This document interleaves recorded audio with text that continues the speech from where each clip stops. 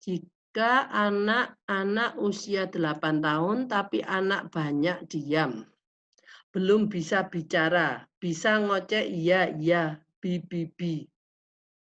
Nah, ngoceh ini kan gini, kita maunya kan dalam konteks komunikasi, ya. Komunikasi itu kalau untuk bicara, ya dia harus bicara iya, ini, di tempat yang tepat. Kalau mungkin kita menanyakan sesuatu, "Kamu mau ini?" Dia ngomong, "Iya." Kalau "bi-bi-bi" ini saya nggak ngerti, "bi-bi-bi" ini artinya meracau atau bagaimana, Bu, ya? Kalau meracau, ada meracaunya, nah ini masih belum, Bu. Karena nggak akan, kita kembali lagi.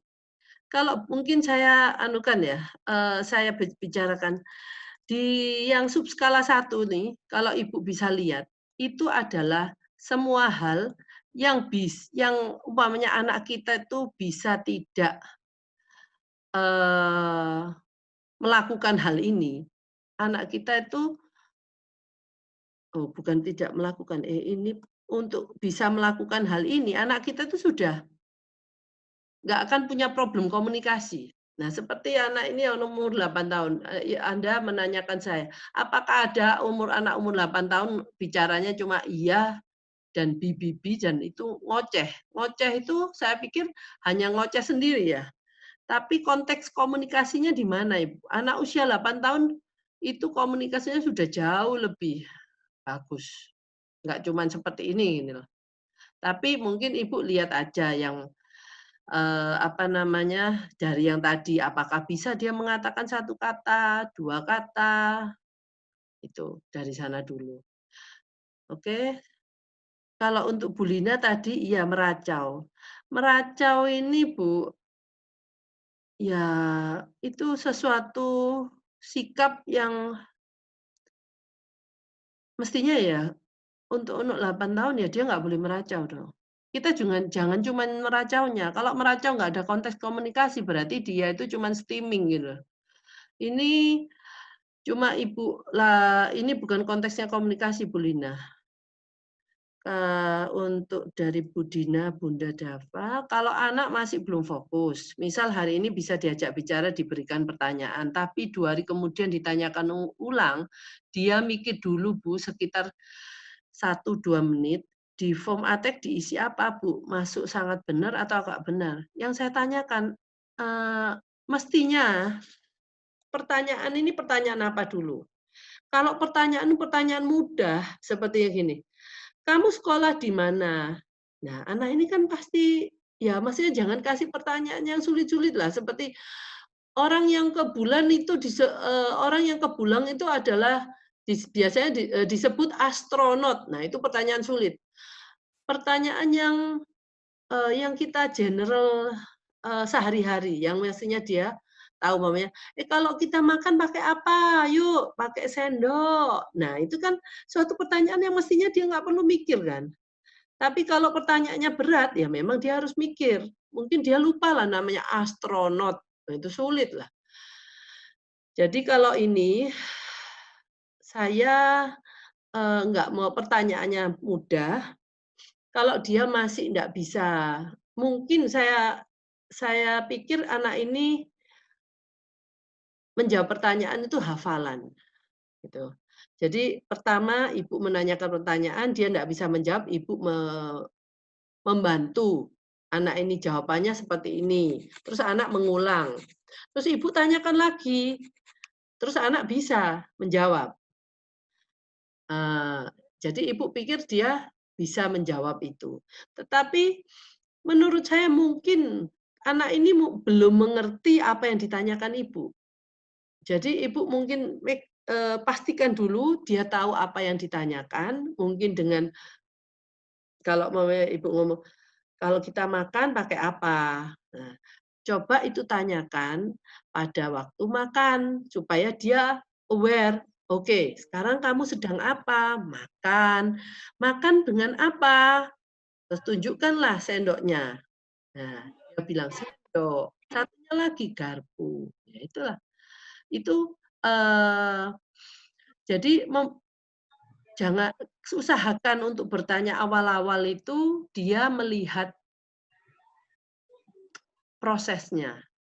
Jadi anak lain kali ibu tanya lagi, "Anak makan dengan kalau makan dengan apa?" Dia akan ingat waktu makan itu dulu. "Oh iya sih makan itu pakai sendok ya, sama pakai garpu." Jadi seperti itu. Jangan berikan pertanyaan-pertanyaan yang kita ndak bisa, sajikan prosesnya di depan dia, terlebih dahulu. Karena nanti itu ada kemampuan untuk bisa dia itu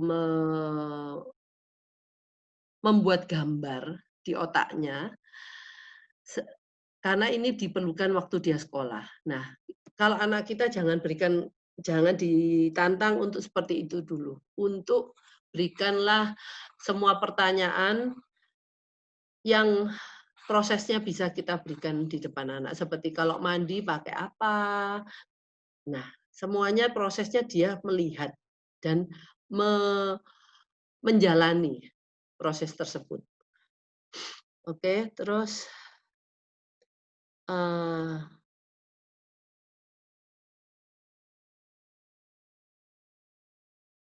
anak saya suka bertanya dengan menunjuk, dengan dari Nicholas ya.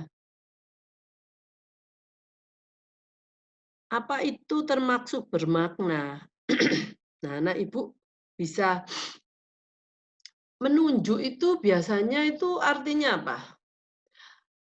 Eee, apa anak Ibu belum belum verbal? Kalau menunjuk itu sebenarnya bahasa nonverbal, itu berkomunikasi juga.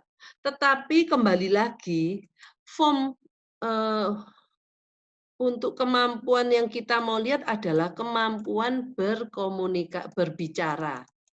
Ini ya, maaf. Berbicara, berbahasa. Jadi coba lihat ini pertanyaannya di semua 14 ini.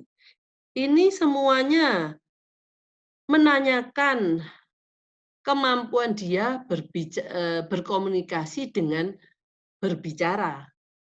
Jadi yang Ibu tanyakan tadi itu memang berkomunikasi secara nonverbal. Dan di sini bukan pertanyaannya bukan di sini. Jadi yang dia mau ukur di sini adalah kemampuan bicara atau berbahasa anak Ibu. Nah, kalau Ibu tanya tadi di sana memang anak Ibu berkomunikasi dengan menunjuk, tetapi masih belum berbicara dan berbahasa. Oke. Untuk dari Bu Rini siang Bu, bagaimana kalau anaknya bertanya pertanyaan berulang-ulang jika ada keinginan? Padahal saya sudah jawab ya, tapi sebelum keinginannya belum dituruti, pertanyaan yang sama diulang terus-menerus, bagaimana cara nah, ini, kalau anak ibu ini sudah bisa, ini sebenarnya kenapa dia bertanya berulang-ulang, mungkin ada sejarah ibu nggak konsisten. Padahal sudah ngomong, "Ya, oke nanti ibu pergi ke sana, ibu belikan. Kapan ibu belikan tapi ibu nggak tepatin," gitu loh. Jadi dia itu menanyakan berulang-ulang itu make sure, memastikan, "Ibu inget nggak ya? Bener ya? Ibu mau ngajak saya nih besok ke kebun binatang nih." Jadi dia menanyakan berulang-ulang. Kalau ibu mau menghentikan itu, coba tulis atau gambar, "Besok pergi ke kebun binatang." Secari kertas, tempel itu di tembok. Kalau dia tanya lagi, ibu tinggal tunjuk tulisan, kertas itu yang ada tulisannya itu. Kalau anaknya belum bisa baca, kasih fotonya. Jadi ibu nggak perlu menjawab secara verbal tiap kali dia tanya. Jadi dia ada keinginan, apa, untuk menanyakan kembali, ibu tinggal tunjuk itu, fotonya atau tulisannya. Dan, saya sarankan ibu jangan sering-sering ya, Bu, ya. Kalau bisa mestinya jangan pernah untuk apa ya, mmm, janji kita tepatilah janji kita ke anak, supaya kita juga dia juga akan menepati dia juga menghargai kita, kalau kita marah sama kita larang sesuatu, dia juga bisa menerima. Nah, itu pengalaman saya, walaupun kita capek bagaimanapun, usahakan itu. eee, kita tepatin janji-janji kita. Nanti ada waktunya kok, Bu. Kita bisa negosiasi ke dia, tapi bukan waktunya kalau di awal-awal pada waktu anak-anak ini masih dalam tahap, komunikasinya belum begitu bagus. Seperti di anak saya, itu nanti bisa kita negosiasi. "Mama capek ya, bisa nggak kalau nggak hari ini, besok?" Nah, tapi itu kan sudah komunikasinya dia sudah tahu. Sebenarnya mama saya itu tiap kali itu kita melakukan konsisten menepati janji. Tapi saya pengen sekarang kan di dunia nyata nggak ada toh yang seperti itu. Jadi kan dia harus bisa menerima rasa kecewanya dia. Nah itu tapi nanti lain Bu, jangan sekarang. Dia masih dalam tahap maksudnya gini, kalau saya visualisasikan, kalau orang pacaran, wah semua itu harus, apa yang dikatakan harus dilakukan, jangan hati. Tetapi kalau sudah menikah, nah itu loh, seperti itu ya Bu ya. Dari Budian, jika anak usia 2 tahun lebih belum bisa bicara dengan jelas, bahkan kami tidak mengerti kalau dia mengeluarkan kata. Untuk menyebut namanya saja belum bisa. Tetapi kalau disuruh mengikuti satu kata yang kita keluarkan, dia cuma bisa meniru persuku katanya saja dan tidak jelas. Nah, ini anak ini masih reseptif. Nah, kembali lagi yang Ibu tanyakan ini untuk menjawab pertanyaan yang nomor berapa ya? Untuk satu, dapat menggunakan satu kata. Di sini saya ngomong menggunakan itu dia mengatakan, Bu, bukan mengikuti. Nah, kalau yang mengikuti itu yang nomor 3 loh, dapat mengikuti perintah. Berespon pada tidak atau stop, ini kan respon dia stop, tanpa dia harus berkata-kata. Kalau nomor 4, 5, menggunakan itu artinya dia harus bisa menggunakan. Kalau mengetahui, ini belum tentu harus menggunakan.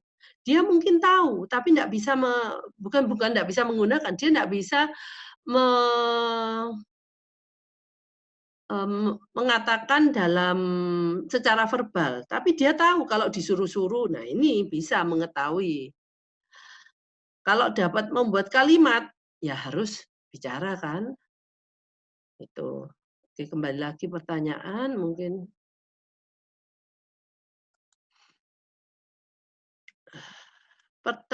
Dari Budina. Pertanyaannya seperti fungsi benda, Bu. Saya tanyakan ini apa? Benda kursi. Kursi buat apa? Dia jawab buat duduk. 2 hari kemudian saya tanyakan ini apa? Dia jawab duduk, Bu. Saat saya ulangi lagi tanya ini apa? Dia mikir dulu. Oke. Bu, kalau mamanya gini, kita anak Ibu kayaknya mungkin memori jangka pendeknya agak-agak kurang ya. Jadi Ibu harus menanyakan hal-hal yang Ibu, yang awal-awal, yang baru kita perkenalkan, itu setiap hari. Setiap hari dan nggak cuma 1 kali, Bu. Jadi untuk membuat sepertinya gini, kenapa kita harus melakukan ini? Untuk anak-anak yang punya memori jangka pendek itu, eee, kurang ya. Itu istilahnya kita itu membuat jalan di hutan belantara. Maka dari semakin sering Ibu lakukan itu, semakin akan terlihat ada pathway-nya, pathway itu jalan setapaknya, gitu. Jadi Ibu kalau anak Ibu seperti ini, Ibu mungkin bisa lakukan pagi hari, siang hari, malam hari kalau tanya. Dan kalau tanya mamanya tadi, "Kursi buat apa?" Tunjukkan dia waktu itu dia dalam keadaan berdiri. Kursi untuk apa? Lalu dia dudukkan dia prosesnya untuk dia kan duduk, untuk duduk. Nah, jadi itu diulang-ulang terus sampai dia tuh mempunyai gambaran gitu ya, bahwa kursi itu untuk apa? Untuk duduk. Mungkin yang duduk nanti lain kali bukan cuma dia lihat ibunya duduk, bapaknya duduk, atau saudaranya duduk. Jadi dia tuh, eee secara visual, karena kita itu kan nggak mungkin, Bu, kita itu dalam otak kita itu kita eee, kalau mengingat sesuatu itu bukan mengingat ininya, tapi bisa kita bukan mengingat kata-kata yang berjajar-jajar itu, tetapi kita mengingat secara lebih ke arah, "Oh, saya ingat ya waktu itu, waktu ada kursi, terus kursi Bapak berdiri, terus Bapak duduk di kursi itu." Nah, itu yang dia ingat, gitu, Bu. Jadi buatlah gambaran seperti itu, yang jelas jadi kalau nanti dia bolak-balik, anak nggak akan bingung dan dia eee, tidak berpatokan cuma dengan pertanyaan tersebut, gitu loh. Nah, cuman hal-hal itu harus digeneralisasi, yaitu anaknya, siapa yang duduk, ya yang duduk banyak dan kursinya mungkin diganti-ganti, jangan kursi itu aja. Kursinya kursi makan, kursi sofa, kursi taman. Nah, itu yang perlu dilakukan, Bu.